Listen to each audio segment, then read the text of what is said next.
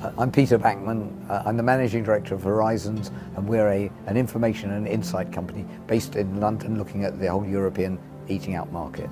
There's a common perception that one should be looking at what's on the menu. Is it burgers, is it lobsters, is it hot dogs, what is it?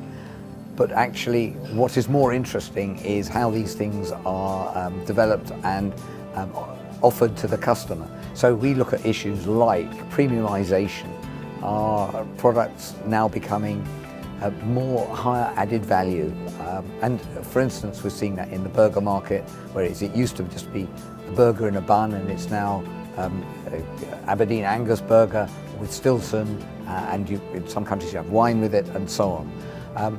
Another issue is personalization, where you're actually allowing the customer to ask for what they want that satisfies them. Obviously, you can't offer them everything, but allowing them to create their own pizza, for instance, is a way of addressing that issue. So it's issues like premiumization, personalization, sharing platters. In the Middle East, of course, sharing is something that one does naturally.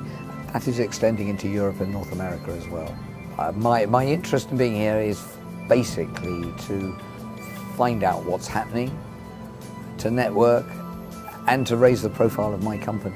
It's been incredibly useful this year. I mean, I've re-met some people I've met before, and it's always good to reinforce relationships. I've met some great new people.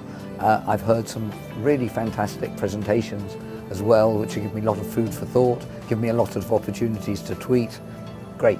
Okay, well, if you go back in history, 20, 30 years, my knowledge of the food service market at that time is almost exclusively the UK, so that will be my starting point. And I think if you look back at the UK as it was then, there was much less choice. The offer was quite unsophisticated. The brands that existed tended to be down market, but trying to be aspirational, because that was the way that you could pull people into the market. What we've seen over the last few years is a huge increase in quality, both of the food on the plate, the actual food and the flavor and so on, but also quality in terms of the way it's delivered. Service levels have increased, customer expectations have increased, so that the market has changed out of all recognition in the UK. I think in some other countries it's probably not changed so much.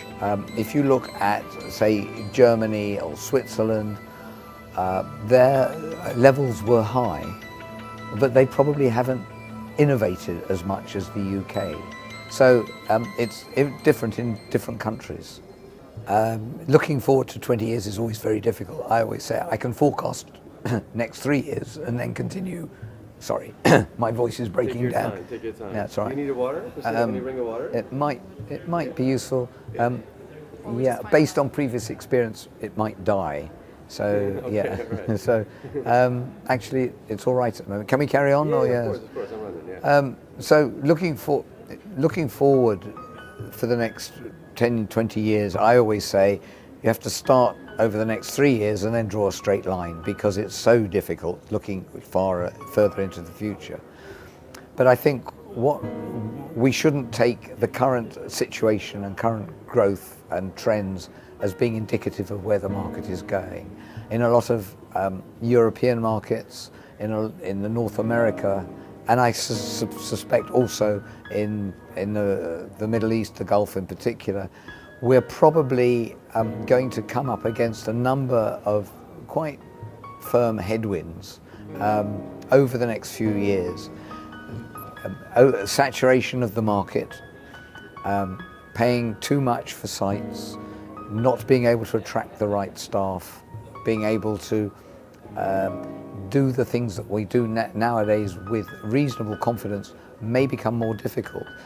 So I think the challenge, particularly for medium and large brands, is actually going to be managing change over the coming years.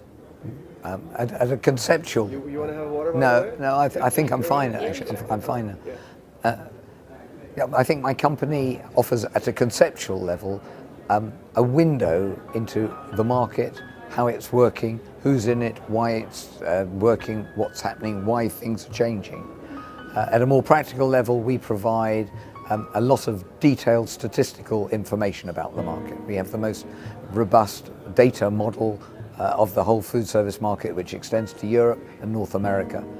We collect information on menus. We collect over 600 menus every 6 months and analyze them, what's happening on them.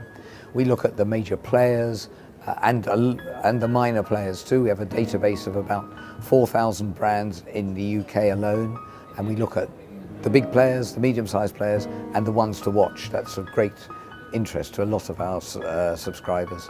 And that's just a sort of an example of the data that we collect. The more important thing is, having collected the data and organized it, we then present it in ways that our clients can actually use to drive their own business and decision making.